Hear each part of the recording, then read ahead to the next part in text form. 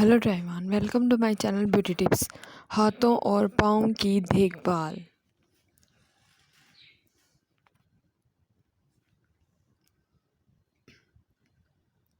एक टब को गर्म पानी से भरें। इसमें 1 खाने की चम्मच नमक, 2 अदद लीमू का रस, साबुन शामिल करें। अपने हाथ और पाँव को 10 मिनट के लिए इसमें भिगो दें। अब ब्रश के साथ अपने हाथ और पाँव को साफ कर लें। स्पंज से अपने हाथ और पाँव साफ करें और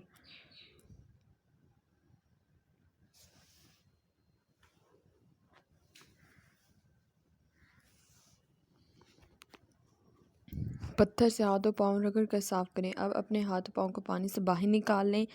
लीमू का छिलका अपने हाथ और पाँव पर रगड़ें। थोड़ी सी हल्दी, 1 खाने का चम्मच बेसन, 1 खाने का चम्मच दही मिलाकर मिसाज पेस्ट हाथों और पाँव पर लगाएं। 10 मिनट के बाद इससे धोकर साफ कर लें। हाथ पाँव खुश्क होने पर ग्लिसरीन, अर्के गुलाब, लीमू का रस मिलाकर हाथों और पाँव पर लगाएं।